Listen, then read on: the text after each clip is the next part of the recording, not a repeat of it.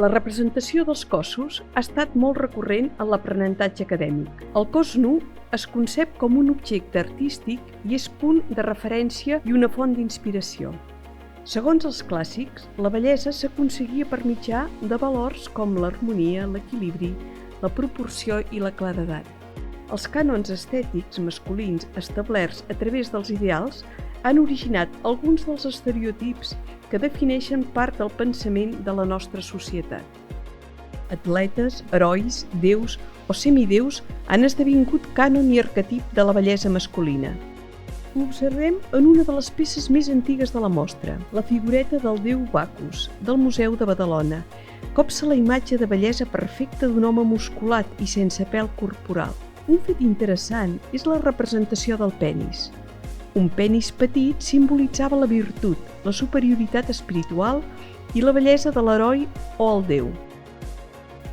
Mentre que la representació d'un gran penis, com veiem a Nu masculí d'Ismael Smith, representa la brutalitat de l'home i la incapacitat d'actuar amb moderació. L'aiguafort, Policasta i Telèmac transmet dos ideals masculins. Per una banda, la representació clàssica de semideus i herois amb Posidó com a símbol d'una masculinitat heroica i hercúlia, amb una musculatura destacada, un contraposto accentuat i la incorporació de la barba. I per l'altra, la representació de Telèmac amb un cos jove i atlètic, però a la vegada amb trets infantils i fins i tot ambigus. Tots dos cossos impossibles i totalment idealitzats. La religió cristiana també s'ha nodrit del món clàssic per representar el cos de Déu fent al·lusió a l'heroisme d'un ésser totpoderós, tal com podem veure a la Resurrecció de Déu, d'autoria desconeguda, o el Sant Crist de Francesc Juventeny. El contrapunt el trobem a la representació de cossos imperfectes que s'apropen més a la realitat. Hi ha tot un imaginari de faunes i sàtirs que ens proporcionen una imatge més animal i sexual de l'home. Homes panxuts i peluts, amb formes contundents que normalment representen l'antiheroi, el personatge dolent i malèvol. Aquesta altra visió la trobem en la xilografia Polifem d'Enric Cristòfol Ricart o en el gravat calcogràfic Bacus ajagut sobre pell de pantera, on es representa un home de grans proporcions, pelut i panxut com a imatge totalment contrària a la dels déus o els herois. Entre els segles XIX i XX, aquesta tendència comença a canviar i s'estableix una connexió entre l'estat emocional i el cos físic. El cos serà utilitzat com a mitjà d'expressió dels estats interns o la identitat. Tot i això, encara hi ha artistes que continuen copiant obres del passat, com podem veure en El pintor dels vasos, de Francesc Torres i Armengol.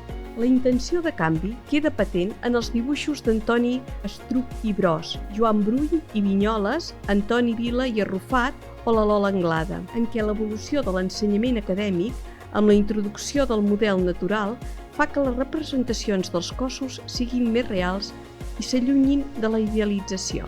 Tot i el camí emprès cap a la representació del cos més real, el Nu de Carlos Bacaflor Soberón ens mostra com encara existeix la voluntat de manipulació. Ara parlaríem de Photoshop.